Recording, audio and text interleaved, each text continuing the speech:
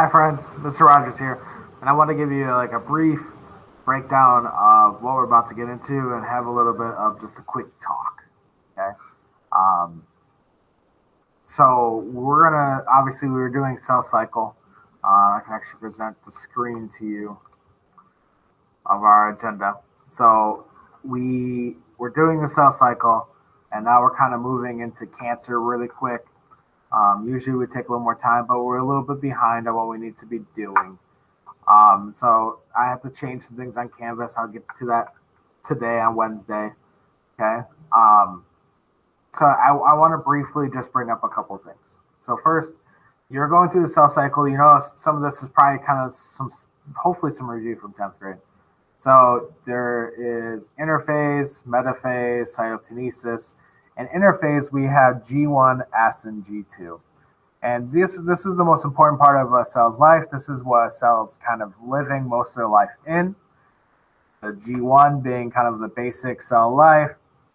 Towards the end of G1, the cell decides, hey, I'm going to multiply. I'm getting the cell signal from somewhere else, cell communication from somewhere else, or I kind of just realized I'm getting too big as a cell and I need to make another cell. And just so you're aware, G1 can be different amounts of time for every single cell. There's not a set time G1 has to go. Also, a cell could go into G naught, which is just a technical way of saying G0, where they just permanently kind of stay in this like living its best life without reproducing. So if it goes into S, it replicates its DNA. Once the DNA is replicated, it's kind of like a ticking time bomb. You can't have that much DNA around. And so it kind of has to go through G2 kind of quickly. It can't sit around like it does in G1. And I bring this up because cancer is going to be problems within this interphase point.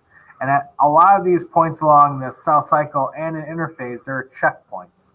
And there's two ways really problems have to occur for you to get cancer. One, your checkpoints have to be broken. And two, your genes to stop cells from reproducing, the tumor suppressing genes also have to be broken for you to get cancer. So there's two different ways here.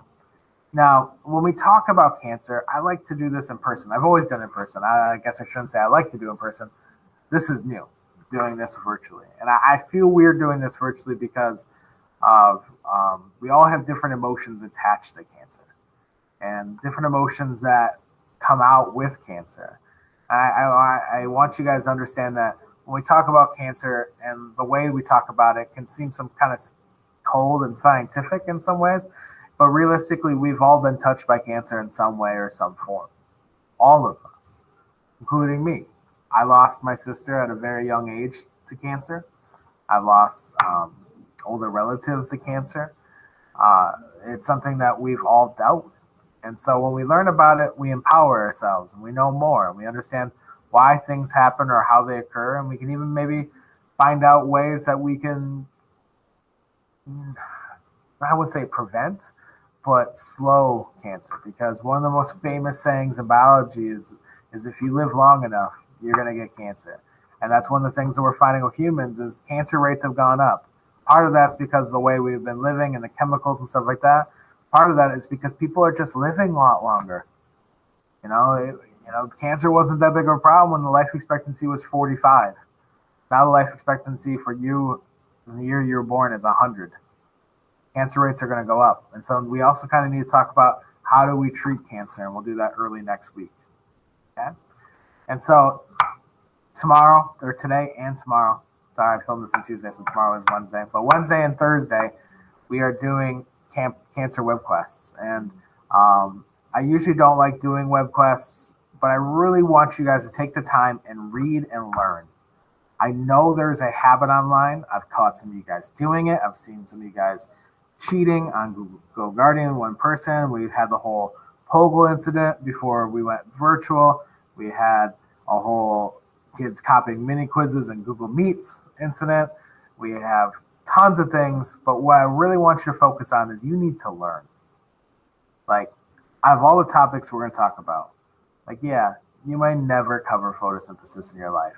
After you get out of this class or college, you'll never think about it again. Or, yeah, you might never think of a Golgi apparatus ever again. But I promise you, cancer will come back and affect your life in some way. And so to understand it, like I said earlier, is power. It's empowering. So make sure you're learning. Make sure you're coming Thursday. We're going to talk about cell cycle Thursday in the lecture, but we're also going to talk about cancer a lot. If you have questions, ask. You have something you want to, you always wanted to know. I might not have the answer to it, but we can find out together. Okay?